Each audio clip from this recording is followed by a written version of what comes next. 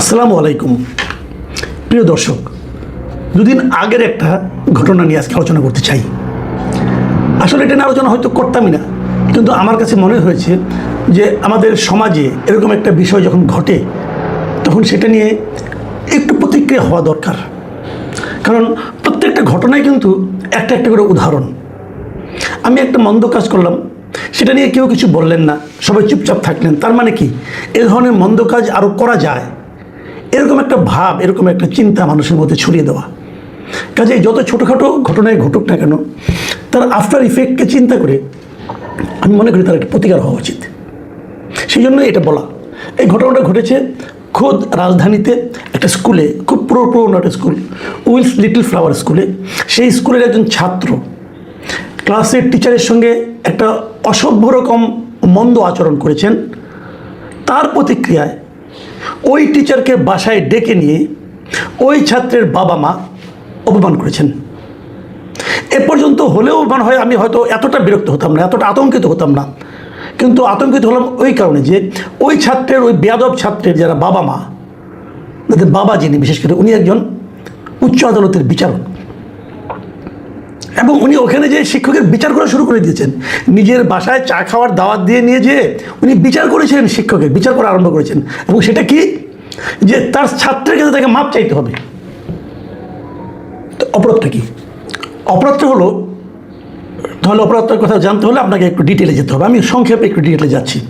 এ মাসের 16 তারিখের ঘটনা, এবং সেদিন ওই উইলস লিটল ফ্লাওয়ারের 10ম শ্রেণীর দিবা শাখার সহকারী শিক্ষক দয়াল চন্দ্র পাল, তিনি ক্লাস নিচ্ছিলেন। উনি হলেন পদার্থবিদ্যার টিচার। উনি ক্লাস নেওয়ার কালে তার একজন ছাত্র, ওই যে বেয়ারা ছাত্র যার কথা বললাম, সে তার স্যারকে বারবার ইরিটেট করছিল, বিরক্ত করছিল। বলছে, স্যার আমাকে এটা একটু একটা বই দেখিয়ে বলছে, এই বইটা আমি একটু বুঝি না, এই চ্যাপ্টারটা আমাকে একটু বুঝিয়ে দিন। ওটা ছিল একটা বাংলা বই। তো এই দয়াল চন্দ্র পাল তাকে বলেছেন যে আমি তো পদার্থবিজ্ঞানের টিচার, তুমি এটা বাংলা স্যারকে, যিনি বাংলা পড়ান, তুমি তাকে জিজ্ঞাসা করো না, আপনাকে দেখাতে হবে।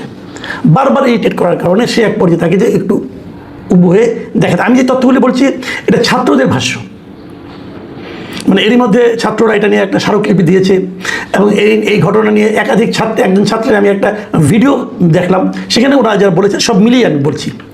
উনি যখন উবু হয়ে এটা দেখছিলেন, তখন ওই বেয়ারাটা করলো কি, এই শিক্ষকের, মানে উনি যে নিচের দিকে যে কাপড় পরেছিলেন, প্যান্ট অথবা পায়জামা যেটাই হোক, তো সেই ওনার প্রাইভেট পার্টসে যে হাত দিয়েছে। বুঝতে পারেন, মানে আমি এই বিষয়টা না, আমি আসলে ভিজুয়ালাইজই করতে পারছি না এটা কীভাবে সম্ভব।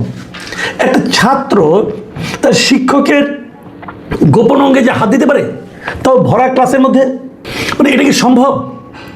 ভাবুন আপনারা। আপনারা তো সবাই স্কুলে পড়েছেন, আমিও পড়েছি। কখনো চিন্তা করতে পারেন আপনি যে একটা স্টুডেন্ট তার টিচারের আপনার এই গোপনাঙ্গে হাত দিবে, হাত দিয়ে তারপর চাপ দিয়েছে আবার। তো শিক্ষক কী করবে তখন? উনি বাধ্য হয়ে ওর পিঠে 3টা চড় মেরেছে, এটা সবাই দেখেছে। এই হলো তার অপরাধ। এবং তারপর তাকে, এবং উনি বলেছেন যে তোমার বাবাকে বলো স্কুলে ফোন করতে। অবশ্যই ছেলের এই বেয়ারা আচরণ নিয়ে উনি কিছু বলতে চেয়েছেন হয়তো বা। ফোন তো দূরের কথা, উল্টো তার বাবা, যেহেতু উনি বিচারক, হাইকোর্টের বিচারক, উনি স্কুলকে ফোন করেছেন যেন এই দয়াল সাহেব এবং স্কুলের হেডমাস্টার ওনার বাসায় যায়। হেডমাস্টার সাহেব যাননি, না যে উনি আরেকজন টিচার, ওই বাংলা বিভাগের একজন টিচার মিস্টার নাসিরুদ্দিন এবং দয়াল চন্দ্রকে ওই বিচারপতির বাসায় পাঠিয়েছেন। ওখানে যাওয়ার পর এই বিচারপতি, ওনার স্ত্রী তাকে চরমভাবে অপমান করেছে, গালাগাল করেছে, এবং এক পর্যায়ে তিনি বলেছেন যে দয়াল চন্দ্রকে তার ছেলের কাছে, মানে তার শিক্ষার্থীর কাছে মাপ চাইতে হবে।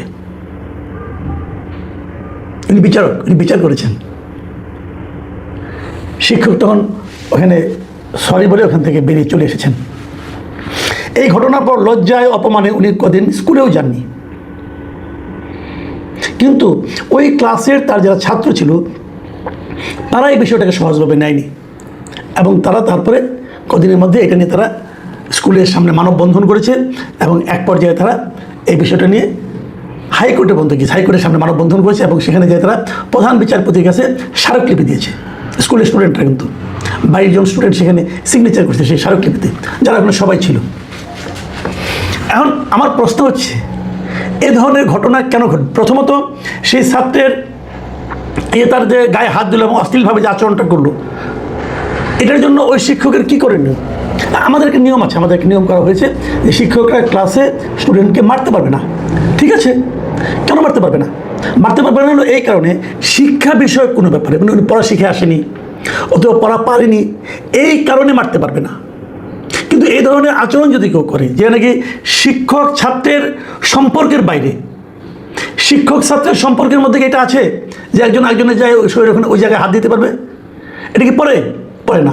ভাবুন আপনি একবার, আপনি বাসায় বসে আছেন, কেউ এসে আপনার মানে জননেন্দ্রিয়তে হাত দিল, আপনার গোপনাঙ্গে হাত দিয়ে চাপ দিল, আপনি কী করবেন? আপনি হাসবেন? আপনি বলবেন যে বাবা এটা করো না, এটা বলবেন? নাকি তাদেরকে চর বসিয়ে দেবেন? এই যে প্রাইভেট পার্টসে হাত দেওয়া, এটা সারা দুনিয়াতে একটা অপরাধ, জঘন্য অপরাধের পর্যায়ে পড়ে। এবং যখন এই অপরাধটা কেউ করবে, তাকে এটা তো একটা হিউম্যান ইনস্টিংক্ট, মানে একটা তাৎক্ষণিক প্রতিক্রিয়া কিন্তু আপনি তাকে চর মারবেন। আর সেটা ছাত্র, তারপরে ভর ক্লাসে অন্যদের সামনে সে যখন এই কাজ করে, কত বড় বেয়ারা হলে পর, কতটা বখাটে হলে পর, কতটা নিয়ন্ত্রণহীন হলে পর একটা শিশু এরকম করতে পারে। এবং এই যে নিয়ন্ত্রণহীনতা, এই যে বেয়াদবি করাটা, এটা সে কার কাছে শিখেছে? তার বাবার কাছে শিখেছে, তার মার কাছে শিখেছে। সবসময় মনে রাখবেন, একটা স্টুডেন্টের প্রথম শিক্ষাটা হয় ফ্যামিলি থেকে। প্রথম শিক্ষা ফ্যামিলি থেকে। ফ্যামিলিতে সে শিখে যে কী করা যাবে, কী করা যাবে না। তার ফ্যামিলিতে সম্ভবত এগুলি চলে, তাহলে সে এটা শিখলো কোথায়? তো এই বিষয়টা যখন বাইরে এলো, তখন তার বাবা আবার সেই শিক্ষককেই অপমান করার চেষ্টা করলেন, চেষ্টা মানে করলেন আর কি। এবং ছাত্রের কাছে মাপ চাইতে বলেন। এই যে তার যে আচরণটা, এটা কি বিচারক সুলভ আচরণ নাকি মাস্তান সুলভ আচরণ? বিচারক এটা বলতে পারেন? এটা তো লেখাপড়ার বিষয় না রে ভাই। দেখুন, আমি একটা জিনিস বুঝি না, একজন লোক ক্ষমতা পেলে ক্ষমতার সবচেয়ে বড় দায়িত্বটা কি? তাকে খেয়াল করতে হবে আমি যেন ক্ষমতার অপব্যবহার না করি। আপনি বিচারক হয়েছেন, আপনি সব জায়গায় কাজ করবেন, এটা কিন্তু প্রথম না। আপনাদের মনে আছে, আমি আরেকটা ঘটনা আমি মনে করতে পারলাম যে 2023 সালের কথা। 2023 সালের এরকম মার্চ মাসে বগুড়ায় একটা ঘটনা ঘটেছিল।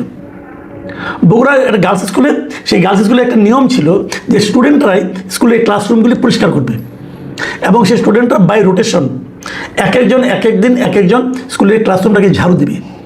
তো ওখানে একজন বিচারকের কন্যা ছিল, সেই কন্যা ঝাড়ু দিবে না। তার মা বিচারক, তার মা ছিল বিচারক, উনি অতিরিক্ত জেলা ও দায়রা জজ ছিলেন, ওই ভদ্রমহিলা, ওনার ওই বাচ্চাটার মা, সে দিবে না। এবং এটা এই না দেওয়ার কারণে এটা নিয়ে হইচই, এবং তারপরে সে বাধ্য হয়েছে দেওয়ার জন্য। এবং যখন সে বাধ্য হয়েছে, তখন একটা মেয়ে ওখানে একটু হেসেছিল, এবং এই হাসার কারণে ওই অন্য শিক্ষার্থীরা তাকে নিয়ে একটু কটূক্তি করেছিল। কটূক্তি করার কারণে সেই বিচারক, সেই জেলা দায়রা জজ, সেই মেয়ের মাকে ডেকে তাকে অপমান করেছে এবং তাকে মাপ চাওয়াছে।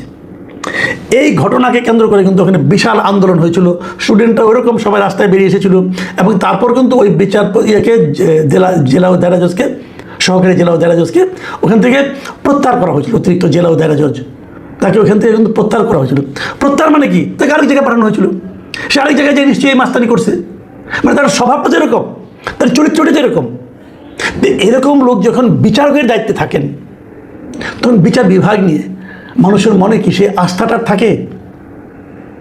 সে থাকে না। কিন্তু মানুষ, এই লোকগুলি মানুষ ভাবে কি একজন বিচারক উনি এমন একটা চরিত্রের অধিকারী হবেন যার দিকে তাকালে মানুষের শ্রদ্ধায় মাথা নুয়ে আসবে, যার দিকে তাকালে অসহায় মানুষরা একটা আস্থা খুঁজে পাবে, ভাববে আমাকে আর কেউ বিচার করলো না, কিন্তু এই লোকটার কাছ থেকে আমি সুবিচার পাবো। আর তার কাছ থেকে যদি এই আচরণ পাওয়া যায় যে পক্ষপাত দুষ্ট আচরণ, স্বজন প্রীতিমূলক আচরণ এবং অন্যায় আচরণ এবং মাস্তানিপূর্ণ আচরণ, তাহলে থাকেটা কি? এগুলো কেন হয়? বিচারক নিয়োগের সময় এই জিনিসগুলো কি দেখা হয় না? আমার তো মনে হয় যে বিচারক নিয়োগের সময় সেই সম্ভাব্য প্রার্থীর পারিবারিক ঐতিহ্যটা দেখা উচিত। সে কোন পরিবার থেকে উঠে এসেছে, সেই পরিবারের সৌজন্যমূলক আচরণের অভ্যাস আছে কিনা, তারা কি ভদ্র পরিবার কিনা, এটা দেখা উচিত। কেবল মেধা থাকলেই হলো না, সেই সঙ্গে তার মধ্যে মানবিক আচরণ আছে কিনা এটাও দেখা উচিত। আমি মনে করি যে আগের জনকে কেবল প্রত্যাহার করে যেরকম পার পাওয়া হয়েছিল, প্রত্যাহার তাকে আরেক জায়গায় বদলি করা হয়েছে, কিন্তু এবারের ক্ষেত্রে আমি এর দৃষ্টান্তমূলক একটা বিচার আশা করি। না হলে কিন্তু এটা চলতেই থাকবে, না হলে এই সমস্ত লোকের এই দাপট আমাদের ক্রমাগত দেখতে হবে। প্রিয় দর্শক, আমরা খুব শিগগিরই এর একটা সুরাহা চাই। আমরা জানতে চাই যে শিক্ষককে, শুনেন একটা কথা মাথায় রাখবেন ভাই, শিক্ষককে যে জাতি অপমান করে সে জাতি কোনোদিন বড় হতে পারে না। আমাদের শিক্ষকদের অনেক লিমিটেশনস আছে, আমাদের শিক্ষকদের মধ্যে অনেক ঝামেলাও আছে, কিন্তু তার মানে এই নয় শিক্ষককে আপনি অপমান করবেন এভাবে অন্যায়ভাবে এবং তারপর আপনি ভাববেন যে আমরা ঠিক কাজটা করলাম। এটা ঠিক কাজ হচ্ছে না। আমি মনে করি আপনি আমি যে যেখানে আছি এই ব্যাপারে সবাই সোচ্চার হওয়া উচিত। প্রিয় দর্শক, এখন এই পর্যন্তই। আল্লাহ হাফেজ।